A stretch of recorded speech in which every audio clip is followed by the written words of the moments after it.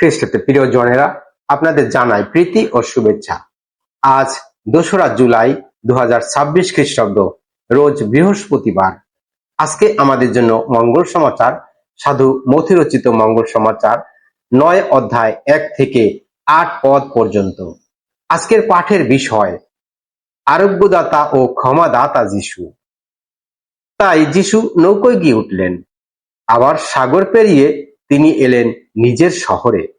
সেখানে কয়েকজন লোক তার কাছে নিয়ে এলো খাটিয়ায় শুয়ে থাকা একজন পক্ষাঘাতগ্রস্ত লোককে।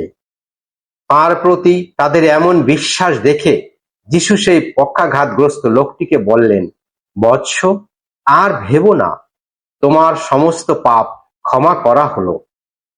তাতে শাস্ত্রীদের কয়েকজন মনে মনে ভাবতে লাগলেন, লোকটা ঈশ্বর নিন্দা করছে। কিন্তু যিশু তাদের মনোভাব বুঝতে পেরে বললেন, আপনারা মনে মনে অমন মন্দ ভাবনা ভাবছেন কেন? কোনটা বলা সহজ, তোমার সমস্ত পাপ ক্ষমা করা হলো, না ওঠো তুমি হেঁটে বেড়াও? বেশ, পৃথিবীতে পাপ ক্ষমা করার অধিকার যে মানব পুত্রের আছে, আপনারা যেন তা বুঝতে পারেন। তিনি তখন পক্ষাঘাতগ্রস্ত লোকটিকে বললেন, ওঠো, তোমার খাটিয়া তুলে নাও আর ঘরে ফিরে যাও। সঙ্গে সঙ্গে সে উঠে দাঁড়ালো, তারপর বাড়ি ফিরে গেল। তাই দেখে লোকেরা কেমন যেন ভয় পেয়ে গেল এবং পরমেশ্বর মানুষকে এমন অধিকার দিয়েছেন বলে তারা তার বন্দনা করতে লাগলো। খ্রিস্টের বাণী। খ্রিস্ট প্রভু, তোমার প্রশংসা হোক। প্রকৃত আরোগ্য অন্তর থেকে শুরু হয়। প্রিয় ভাই ও বোনেরা, মথি 9 অধ্যায় 1 থেকে 8 পদে আমরা দেখতে পাই, কিছু লোক একজন পক্ষাঘাতগ্রস্ত মানুষকে যিশুর কাছে নিয়ে আসে। সবাই হয়তো আশা করেছিল যিশু প্রথমেই তার শারীরিক রোগ সারিয়ে তুলবেন, কিন্তু যিশু প্রথমে বললেন, সাহস করো, তোমার পাপ ক্ষমা করা হলো। এখানে আমাদের প্রত্যেকের জন্য একটি গভীর শিক্ষা লুকিয়ে রয়েছে। আমরা সাধারণত জীবনের বাহ্যিক সমস্যাগুলো নিয়ে বেশি চিন্তিত হয়ে পড়ি।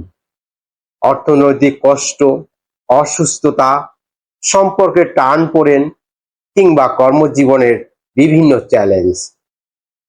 কিন্তু ঈশ্বর আমাদের অন্তরের অবস্থাকেও খুবই গুরুত্ব দেন, কারণ ভেতরের শান্তি, সততা এবং ঈশ্বরের সঙ্গে সঠিক সম্পর্ক ছাড়া বাইরের সাফল্য প্রকৃত সুখ দিতে কখনোই পারে না। এই ঘটনার আরেকটি গুরুত্বপূর্ণ দিক হলো বন্ধুদের বিশ্বাস। পক্ষাঘাতগ্রস্ত ব্যক্তি নিজে যিশুর কাছে যেতে পারেনি, কিন্তু অন্যরা তাকে বহন করে নিয়ে এসেছিল। আমাদের জীবনেও এমন হওয়া উচিত।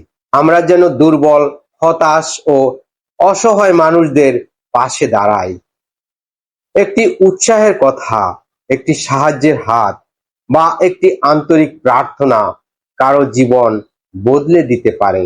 যিশু পরে সেই মানুষটিকে সুস্থ করে তুললেন। এর মাধ্যমে তিনি দেখালেন তার ক্ষমতা শুধু শরীর নয়, মন ও আত্মাকেও স্পর্শ করে। আজও মানুষ নানা ধরনের অদৃশ্য বোঝা বহন করে চলে, হতাশা, অপরাধবোধ, ভয় কিংবা একাকিত্ব। ঈশ্বর চান আমরা তার কাছে আসি এবং তার অনুগ্রহে আমরা নতুন জীবন এবং নতুন শক্তিও লাভ করি। প্রিয় বন্ধুগণ, তাই এই অংশে আমাদের শিক্ষা দেয়, জীবনের সমস্যার সমাধান শুধু বাহ্যিক পরিবর্তনের মধ্যেই সীমাবদ্ধ নয়, অন্তরের পরিবর্তনেও তা নিহিত। আর আমরা যেন এমন মানুষ হয়ে উঠি যারা অন্যদের ঈশ্বরের প্রেম ও আশার পথে নিয়ে যেতে সাহায্য করে। আসুন আমরা বিশ্বাস রাখি, অন্যদের সাহায্য করি এবং ঈশ্বরকে আমাদের অন্তরকে নতুন করে গড়ে তুলতে আহ্বান জানাই। পরম পিতা আমাদের সকলকে আশীর্বাদ দান করুন। আমেন।